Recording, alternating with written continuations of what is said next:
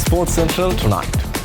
Following the lead, Wesley College Under-16 rugby team emerged cup champions of the 2025 Under-16 Elite Rugby 10s, defeating Science College Mount Lavinia to bag the championship following the lead of the Senior Double Blues, who emerged runners-up in the Major Schools League.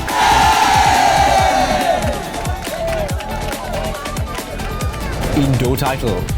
The 2025 Indoor Cricket World Cup hosted by Sri Lanka comes to a close during the weekend, with Australia taking home the championship in style. Ladies and gentlemen, here are your winners and still the Indoor Cricket champions of the world, Australia! Remains as champs. All Blacks dominate the Wallabies at Perth to win their final clash in the Rugby Championship, but the Springboks continue to dominate the tournament with a win over Los Pumas to regain the title in style at Twickenham. Iskro with the final try, but this is all about the Springboks. Back-to-back Rugby Championship titles for the very first time. So South Africa, Copa Visa Mackerel Bangkok Trophy winners here in London. And Russell performs. George Russell starts on pole and finishes as the winner of the 2025 Formula 1 Singapore Grand Prix as McLaren clinches their second World Constructors' Championship in a row, with the team's two drivers delivering a gripping display of intensity. George Russell wins the Singapore Grand Prix. He'll take the checkered flag ahead of Max Verstappen in second, and McLaren will cross the line in third and fourth. McLaren's night. They have won the Constructors' Championship, done the double, 2024 and 2025. It's McLaren who have swept all before them.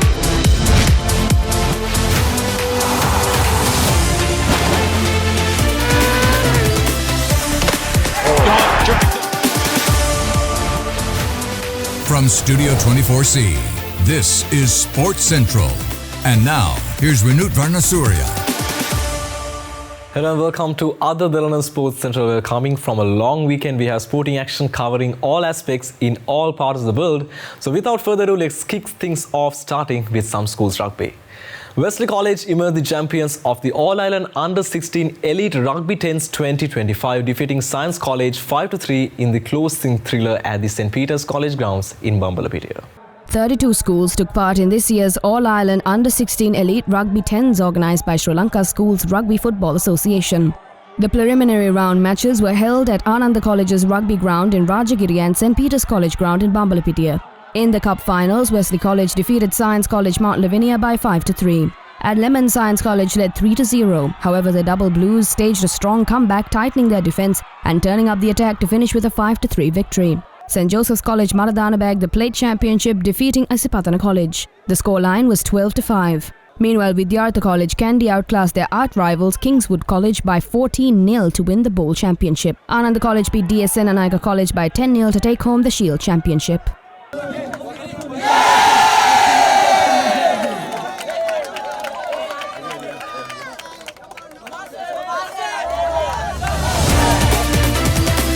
Several major clashes in the Under-19 Inter-School Limited Overs tournament took place at the end of last week, along with two quarter-final encounters held today. Along with that, Richmond College Gold recorded a major upset in this year's tournament, defeating St. Joseph's College Colombo by 71 runs. The Inter-School Under-19 Limited Overs encounter between St. Joseph's College Colombo and Richmond College Gold was played at Maradana today. After being elected to bat first, the visitors totaled 179 runs before being all out in the 46th over. Thenusha Nimsara top scored with 53 runs, while Bevin Jayawardena and Ravindu Ranindinu made 30 and 27 runs respectively. Vishwa Piris was the pick of the Josephian bowlers, capturing 3 for 16, while Damian De Silva bagged 3 for 34 runs. In reply, St. Joseph's College were bowled out for 108 runs in the 28th over. Dilpar Wankar top scored with 27 runs.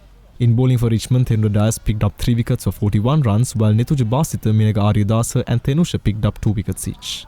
This 71-run defeat ended St. Joseph's unbeaten record in this year's Inter-School Limited Overs tournament. Meanwhile, also at Maradana, Pannupiti Dharmapala College knocked out Sahara College from this year's Inter-School Under-19 Division 2 Tier A Limited Overs tournament. They defeated Sahara by 5 wickets in their quarter-final clash to book their place in the last 4. Batting first, Sahara totaled 202 runs in 48.3 overs. Roshan Karim was the top scorer with 65 runs while Tabith Rizfikar made 47 runs. In bowling for Dharmapala, Vihanga Nimsara and Nisalida Samdev bagged 3 wickets apiece. In reply, Dharmapala batters reached the winning target in 46 overs, losing just 5 wickets.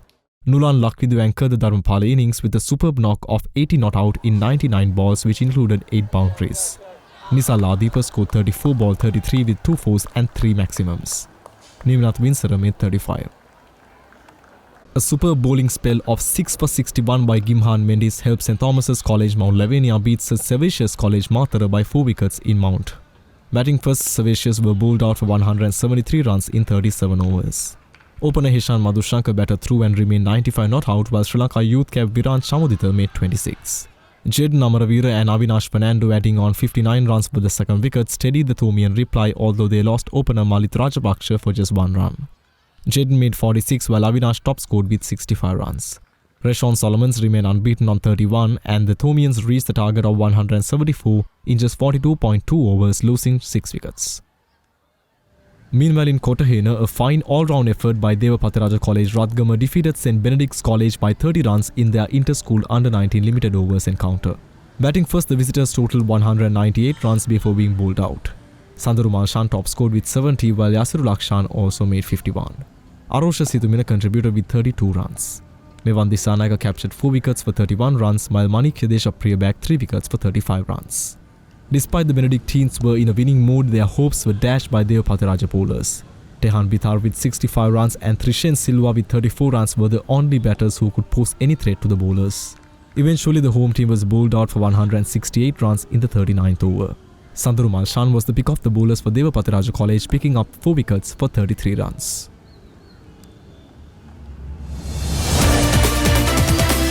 The president of Sri Lanka National Olympic Committee, Suresh Subramaniam, says Sri Lanka will field 100 athletes for the upcoming 3rd Asian Youth Games to be held in Bahrain. Athletes from 45 countries and regions will compete in this year's Asian Youth Games to be held from the 22nd of October to the 31st. This is the Asian Youth Game. This is a stepping stone for our youth for the future. So as you know, after the Asian Youth Game this year, next year we have the Olympic Youth Game taking place in Senegal in Africa. So these are the stepping stones that we have to make sure that our children not only participate so that their performance can be judged. Now if you look at Sri Lankan sports, our youths are doing extremely well in almost all the sports. So where we lack is from the transition from there to the next level. So that of course it is for various reasons. So we have done the proper selection process, have been gone through. There are 12 sports disciplines that are participating, men and women. There are 100 kids, the 18 and below the age participating. I'm fairly confident we should win good number of medals this time. Accommodation, meals and the air ticket were provided by the Ministry of Sports. So we have 100 youths participating, plus we have another 50 officials who are going. Australia emerged the champions of the Indo Cricket World Cup tournament, which was held in Sri Lanka. The 12th edition of this tournament was held with the participation of many teams coming from 9 countries. Australia showed their dominance in the 12th Indo Cricket World Cup as they won all 4 titles. They easily bagged the trophies for the Men's Open, Women's Open, Under-22 boys and Under-22 girls. In the Men's Open final, the defending champions Australia defeated New Zealand comprehensively by 37 runs. Batting first, Australia accumulated 83 runs for 2 wickets and in reply, New Zealand made only 46 runs with a loss of 2 wickets. Meanwhile, in the Women's Open final, Australia made 117 for 2 and in reply, the Kiwis totaled 75 for 2. The 12th World Indoor Cricket Championship was co-hosted by the World Indoor Cricket Council and the Ceylon Indoor Cricket Association. 31 teams from Australia, New Zealand, England, USA, South Africa, Singapore, UAE and host Sri Lanka took part in 4 categories and altogether 170 matches were played during the week-long tournament. Ladies and gentlemen, here are your winners and still the Indoor Cricket Champions of the world, Australia!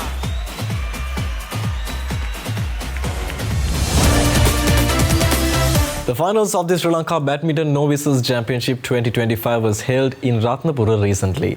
The officials of the Sri Lankan badminton also graced the occasion. The finals of the 2025 Sri Lanka Badminton Novices Championship was held at the Deshabandhu Lieutenant Colonel W. Vimaladas Induk Stadium in Kuruvira in Ratnapura. This tournament was organised by Sri Lanka Badminton with the support of the Regional Development Committee and Sabaragama Province Badminton Association. A large number of young and aspiring shuttlers from all parts of Sri Lanka vied for honours during this 5-day competition. In the finals of the Under-19 boys single, Lafir Ahmed Ansaf beat Minidu Gimhana 21-12 and 21-18. The winners of the respective categories were awarded following the conclusion of the tournament.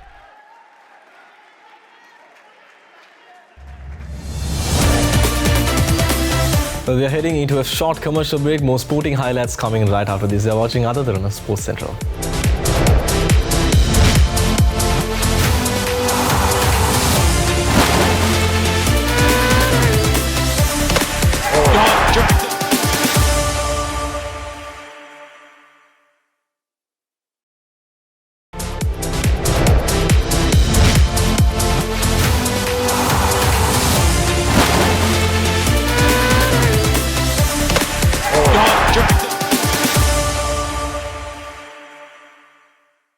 Welcome back to other Derana Sports Central. We are moving to the updates of the ICC Women's World Cup 2025. Tasmin Brits is having a year like no other. Her 5th 100 in 2025, the most ever by a woman in a calendar year, studded South Africa's dominance as they got onto the points table with a crushing 6-wicket win over New Zealand, who slumped to their second straight loss in Indoor.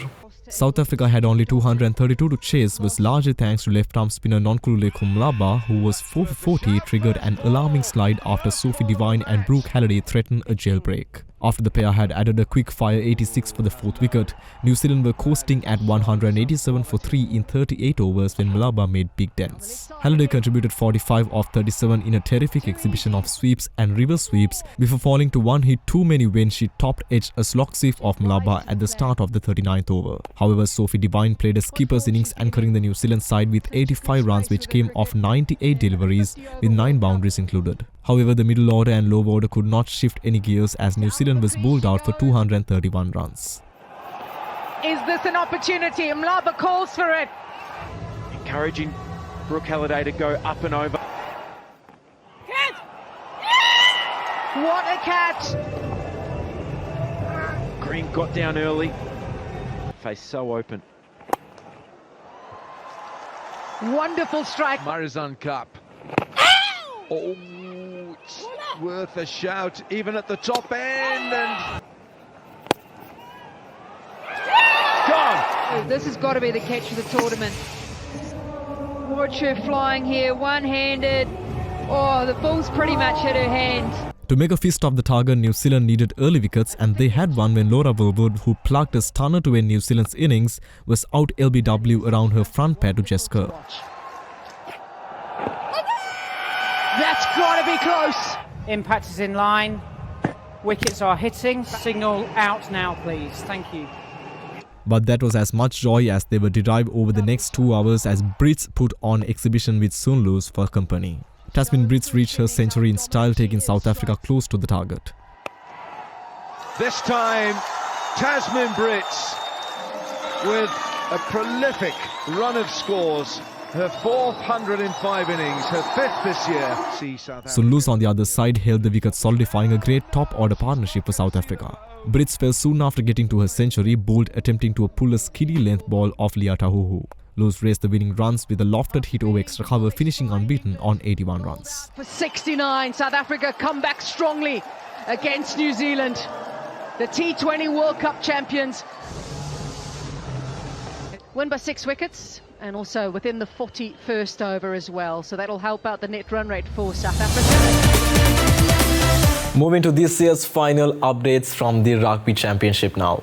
The Springboks' 29-27 victory over Argentina ensured they won the tournament for the 2nd year in a row, with the All Blacks denied on points difference after a 28-14 success against Australia earlier in the day had temporarily taken them top from the table. The four teams clashed last weekend with the title having the possibility of going three ways. South Africa were most likely to regain the championship, but the All Blacks were closely behind, while the Wallabies also had hopes, but the control was not only dependent in their match but the other two. The All Blacks extended their dominance of Australia to 11 straight wins with a gritty 28-14 victory Saturday at Optus Stadium in Perth, capping the 2025 Rugby Championship in wet conditions. New Zealand built its edge through relentless defence and key scoring burst in the first half. The All Blacks controlled territory, won key scrums and completed 87% of their tackles to secure a hard-fought win in the rain. And that's been the way it goes in the first half for Australia. De Vere fires it away and they crash over. And they set the record. It's 11 straight wins for the All Blacks over the Wallabies. But however, South Africa overpowered Argentina at the Allianz Stadium in Twickenham to win back-to-back rugby championship for the first time. New Zealand's victory over Australia meant the Springboks knew any kind of victory in London would be enough to secure a title because of their superior points difference. The Pumas started the game quickly with an opening try from Bautista Lelgai and led 30-10 at 11s. But the world champions regained control after the break and added to Cobus Reina's first half try with a score by Malcolm Marx. Raise the flags once again as he's done all season. Iskro with the final try. But this is all about the Springboks. Back-to-back rugby championship titles for the very first time. So South Africa, Copa Visa Macro Banco Trophy winners here in London, with one more trophy lift to follow. Moving to some golf updates now, Tiger Woods, who sidelined from competitive golf for 15 months because of an injury, is set to make his TGL Season 2 debut in mid-January next year. The tech-infused Indo Team Golf League he co-founded with Rory McIlroy announced this yesterday. Woods will lead Jupiter Links Golf Club in a January 13th match against Season 1 runners-up New York Golf Club. TGL said this along with the release of its 15-match regular season schedule. Woods and Masters champion McIlroy will face off in the league's first-ever primetime Sunday match when Jupiter Links meet Boston Common Golf on the 1st of March. Jupiter Links also have matches on January 20th against Los Angeles Golf Club and February 2nd versus Atlanta Drive. TGL teams are made up of 4 players, but only 3 will play during matches. The 49-year-old Woods last competed at the British Open in July of 2024 at Royal Troon, where he missed the cut, and 2 months later the 15 times major champion underwent surgery to repair nerve impingement in his lower back. Woods announced in March of this year that he underwent surgery to repair a ruptured left Achilles tendon, the latest of a number of injuries he has suffered during his career. There is still a chance Woods could return to action in 2025 in the December 4-7 Hero World Challenge that he hosts, or 2 weeks later alongside his son Charlie at the PNC Championship. TGL previously announced that its second season will tee off on the 28th of December with a rematch of last season's final between the reigning champion Atlanta Drive GC and New York Golf Club. All matches are played in a Coliseum environment at TGL's custom-built arena in Palm Beach Gardens, Florida, which seats 1,500 people.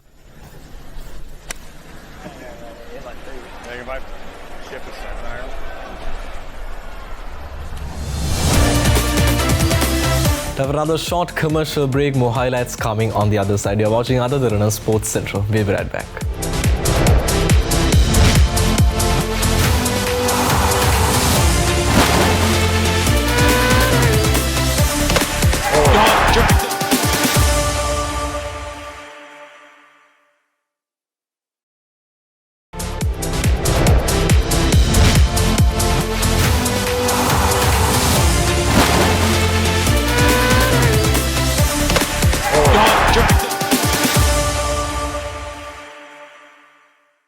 Welcome back to Other Derana Sports Central. We are moving for some updates from the football field now. UEFA have reluctantly approved a Serie A and La Liga match to be played abroad. The La Liga fixture between Barcelona and Villarreal will be staged in Miami in late December, while AC Milan's Serie A encounter with Como will be held in Perth, Australia in early February.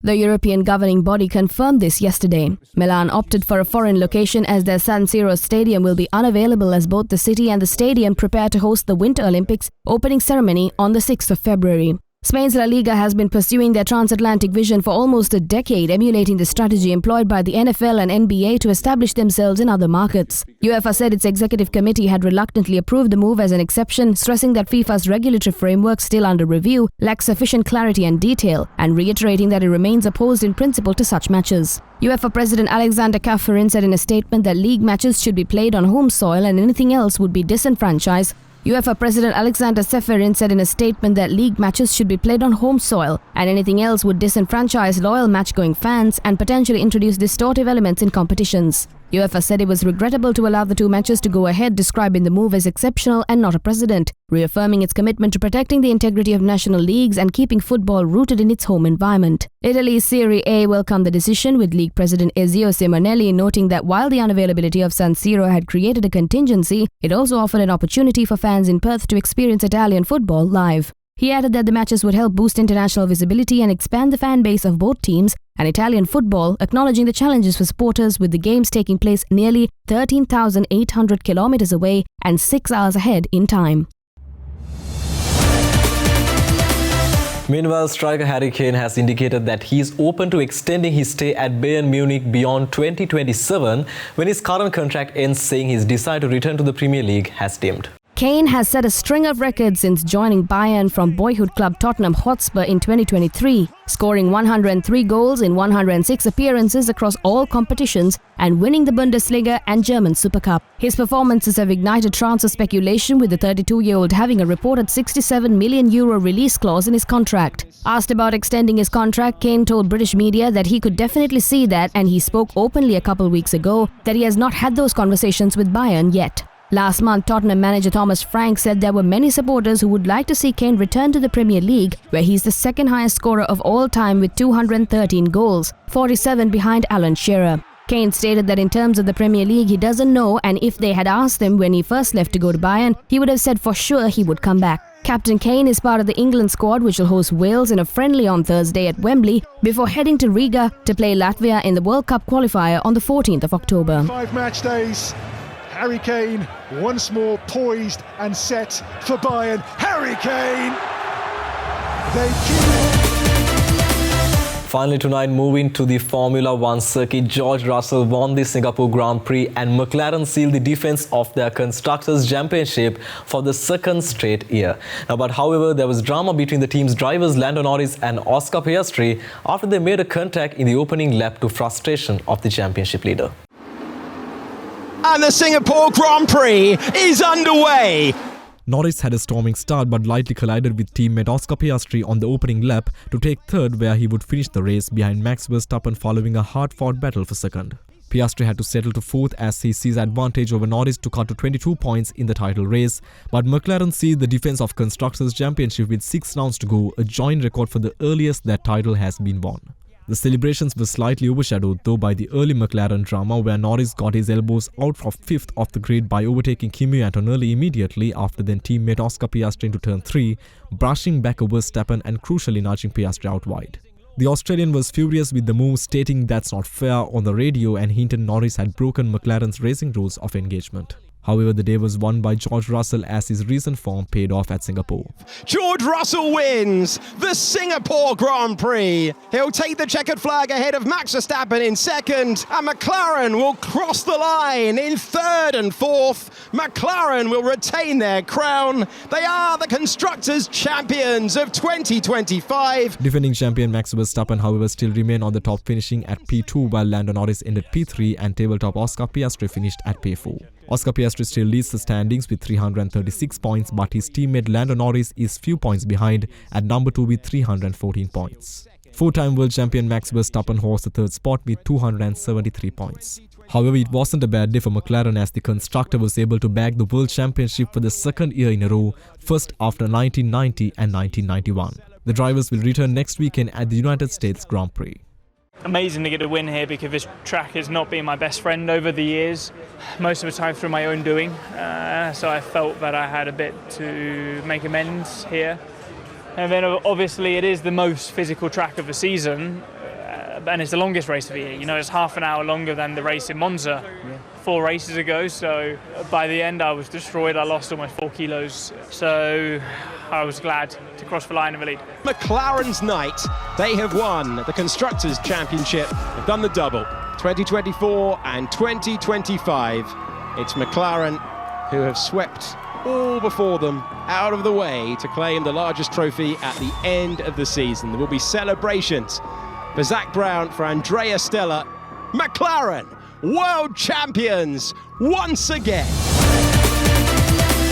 So with that, we wrap up our first bulletin for this week on Other Derana Sports Central, with more sporting highlights and action coming tomorrow. Well then, until then, I'm Vinod Varnasuri signing off. Have a very good night.